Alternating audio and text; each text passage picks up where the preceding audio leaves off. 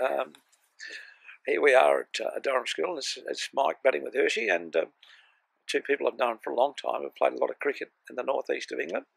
And what clubs have you two guys played out with, Fred? Durham City, Saps. Any other clubs? Yeah, that's right. Yeah. And you both watch a lot of cricket? Awful lot of cricket.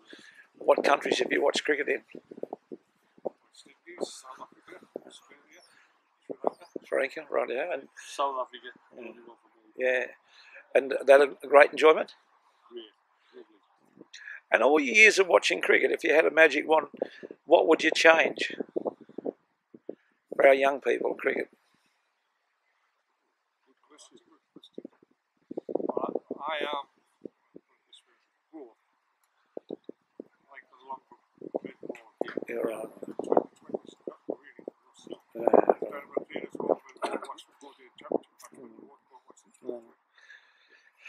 Now, I realised, Michael, that it put bums on seats, and it's amongst kids. It's the way forward. As Fred says, we a little bit purist. What about, I hear people say to me, kids don't like cricket anymore. What do you think? What's the answer to that? I don't know about liking cricket anymore, but there's no doubt about it that there's not so many people playing cricket as there was. Yeah. Kids have got far more to do now with the time. They've got far more games, Xboxes, and all that. You speak crossly to them.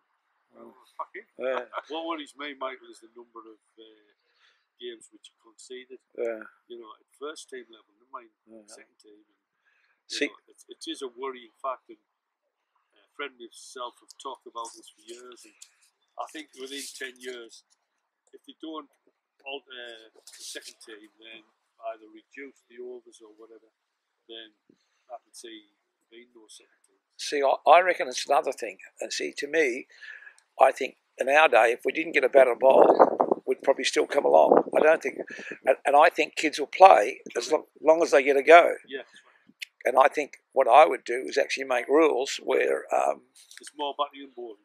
Well, that's, and even after 50, you have to retire or something and come back in. Yeah. It's not, so it means that lots of kids get a bat and bowl, and it's sort of. Well, once when we were juniors, when we were 11 and 12 year old, you had to field out until about 15. Yeah. And then you got a bat and a ball. Yeah. Now they have got the 9s, the 11s, the 13s, and they reduced the number of balls you can throw. Both explorers. Yeah. We think the batsman should be reduced. Yeah, I agree with you. I mean, we're not talking about Test cricket. We're just talking about bringing young people on. What about now watching Sacriston and club cricket? Is there much difference at all? Or? We've moved up in 2 leagues, mate. Whether the cricket's any harder, better, it's open for discussion.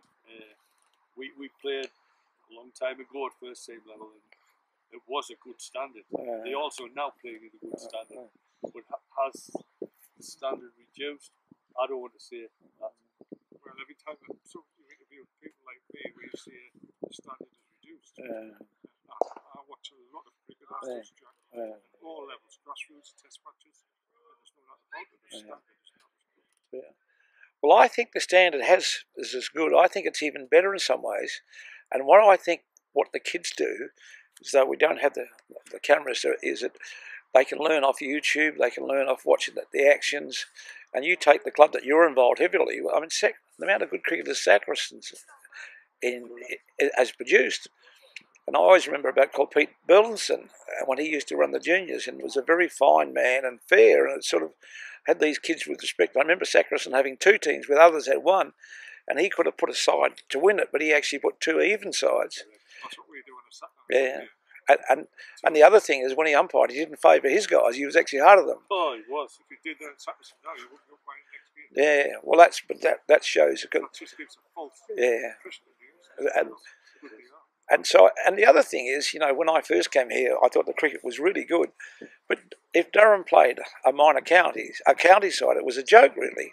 Well, here we are now, competing over the last 10 years as one of the best counties. So I think sometimes we sort of forget how much we have come along, the Paul Collingwoods, and we've got boys playing Test cricket now from the area. So it's sort of, So I think that's sometimes it's hard at our age to look back what it was, sort of thing, and there. So well, there's a lot of talk at the moment about companies doing away with the academies. yeah, And we're very fortunate when they got their academy.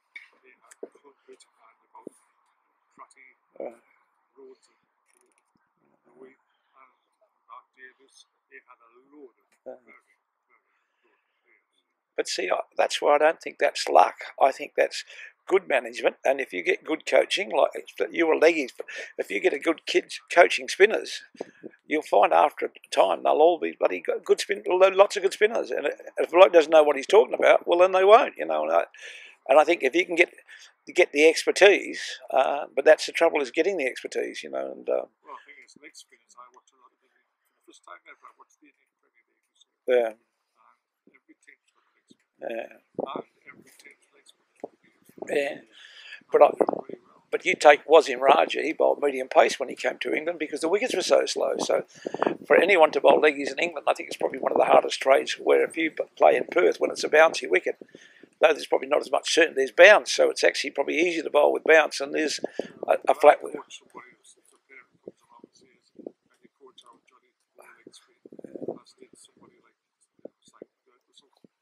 The first thing it needs a very big heart. Yeah. It's a cool atmosphere. You don't normally come on early in the game. In the outfield, you're freezing to death. It's very difficult to bring leg spinners into that time. Right. Well, thanks for your time. We'll speak to you later in the year, and thanks very much. Cheers.